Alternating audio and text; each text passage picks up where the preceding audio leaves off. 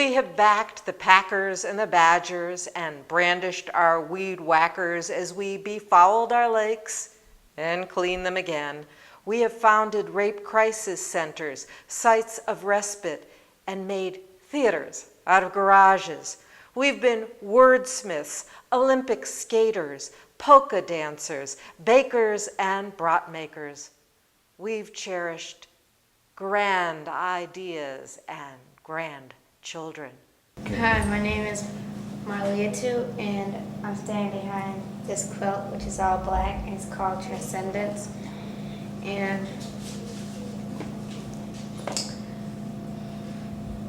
what I noticed about it is this Chinese law.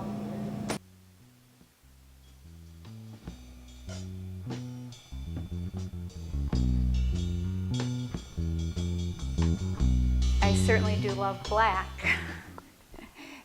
This opera coat was given to me by Pat Putnam. Her family ancestral home is that beautiful house on Gorham Street that looks like a fairy castle, which of course she says her family could undoubtedly not afford these days. Her great-great-grandfather was a Wisconsin state legislator, and this is the coat that his wife wore. This is pre-1900. This is another item that is just a fabulous treasure. A young woman named Diana Aldridge, who's a dancer here in Madison, who also teaches Pilates, gave me this vest that had belonged to her mother. Her mother was a CC Rider, motorcycle club member, and these are all of the wonderful buttons and patches that her mother collected. Leslie Nielsen, who's a professor at the UW, who also does fabric work, gave me this leather jacket that her mother bought for her. She said that she just thought she was so hip in that leather jacket. This is from Sadira, the dancer, Mideastern dancer. This is a headpiece from Egypt. Here's a t-shirt from Johnny Russo from New Orleans Carryout. Johnny said that the restaurant business is intimate work, that when people eat your food, you become part of them. And then also here are these wonderful items from China. These were all given to me. Here's another one, and then there's one down here as well. These were given to me by a young artist named Waverly Liu. And Waverly came to the States originally to California from China. She said it was a very difficult transition. She went through a lot of, this was another one here, went through quite a bit of culture shock, and then did her graduate work on the East Coast. That was a better transition for her. She had visited, she had a sense of where she was going to be going. She married on the East Coast and then came sight unseen with her husband to the Midwest, had never been to the interior of this country. They drove through a blinding snowstorm in Ohio. She said once she got here, it took her 8 months to really get her feet back under her and adjust to Madison. I thought, this is the typical immigrant story. I had been hearing so many stories about how wonderful Madison is and how much people love Madison, and I thought, Waverly has contributed something really important. Waverly's contributed that story of hardship and what it's like to come from somewhere else and to make a new home.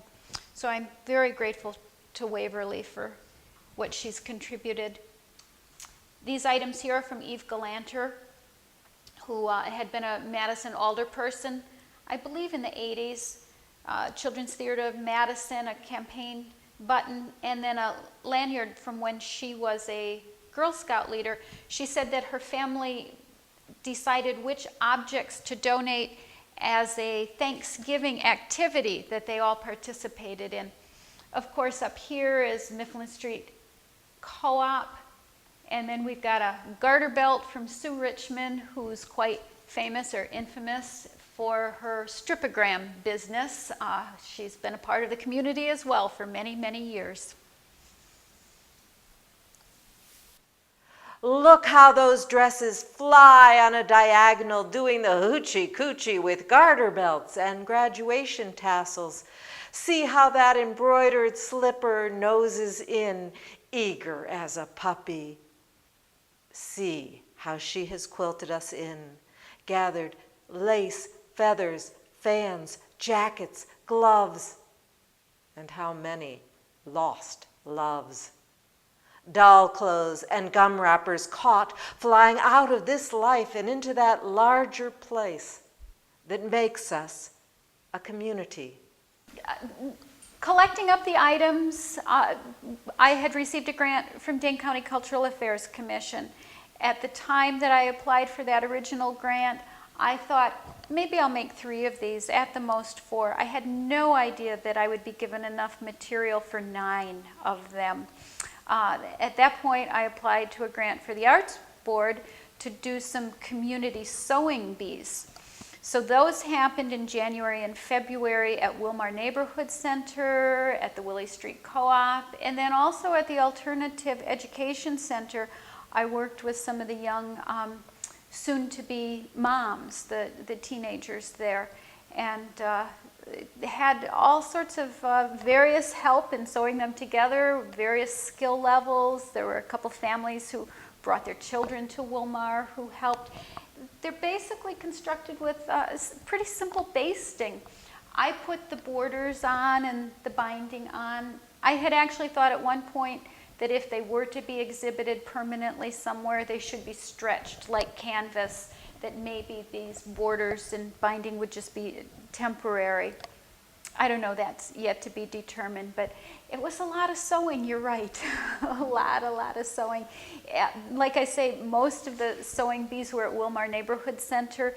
Even the cook and her boyfriend ended up sewing.